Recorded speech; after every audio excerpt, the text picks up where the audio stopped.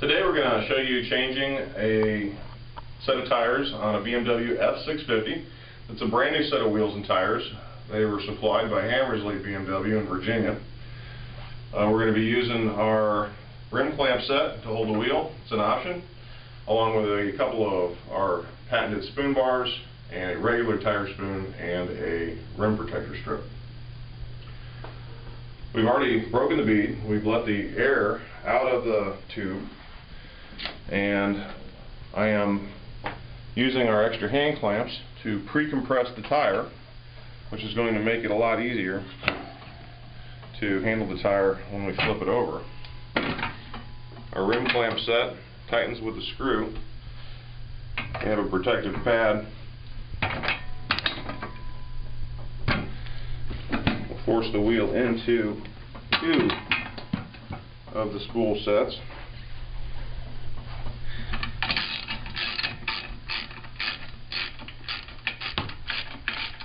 Tighten your rim clamps. They don't require a lot of pressure. They really grip the wheel as well.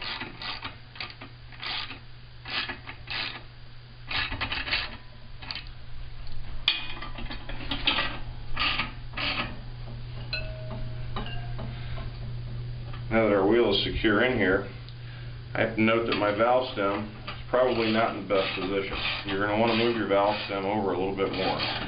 So I'll loosen a clamp, shift the wheel, and somewhere between 1 and 3 o'clock is a good position to have your valve stem when you're removing the tire.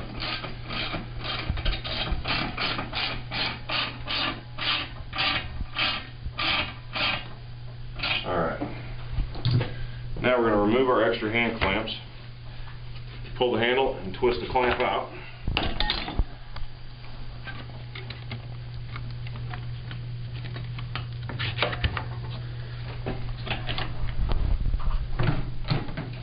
Use our tire lube spray for removing the tire.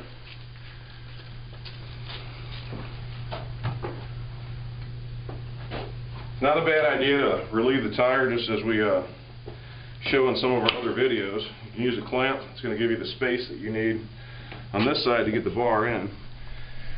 If you're going to reuse your tube, be careful not to pinch your tube. Always make sure you get this tire pushed into the drop center as you draw the bar up and raise it to remove the tire.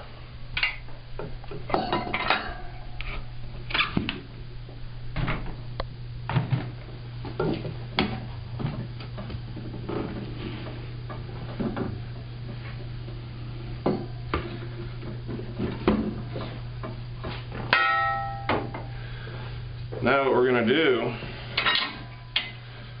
is pull the tube partially. So you're going to untuck it and we're going to pile it on top of the wheel like so. And we're not going to need to fish for that stem. You're going to lift your wheel, make sure the non-mooring tip stays on the top edge, hook it and remove it like we show in the rest of the videos.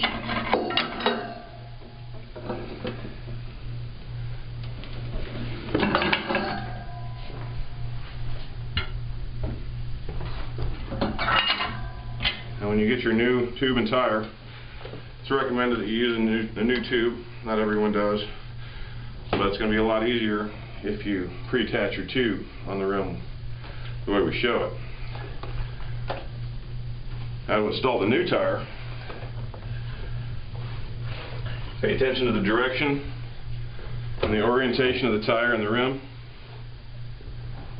The first thing I'll do is I'll take our tire lube paste, I'll wipe it on the rim, on the face of the rim. That's going to help lubricate the tire as we push the first half over. Then I'm going to take more tire paste. I wipe it on the inside of the tire where it's going to pull over the rim to complete its installation. Always be cognitive of the tire in relation to the tube. You don't want to pinch the tube. But we're going to push the first half over.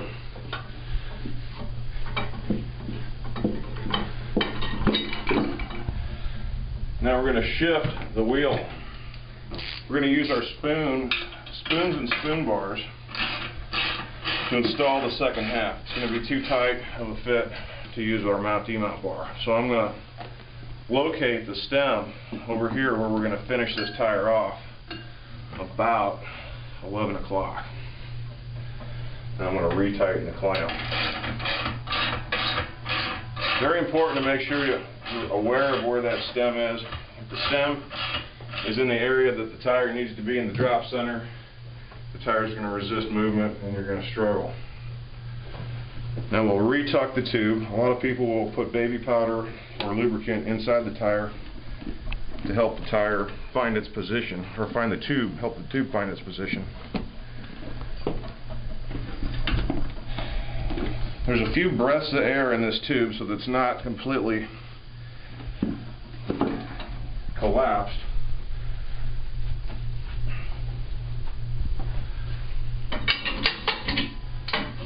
And I'm going to start with one spoon bar, retaining the tire.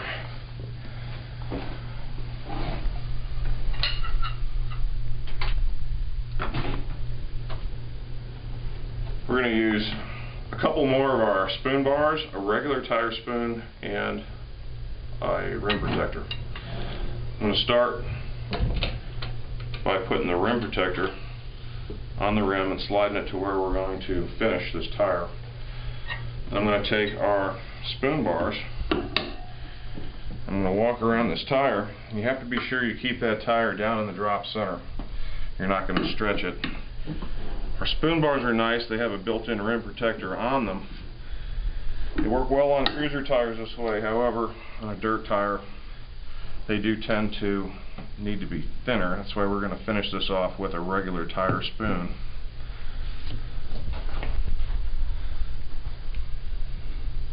So here I'm going to take the regular tire spoon, put it on the rim protector,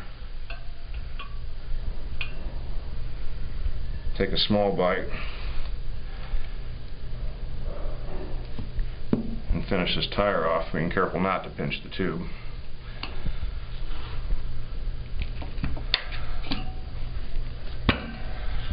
And that would be a typical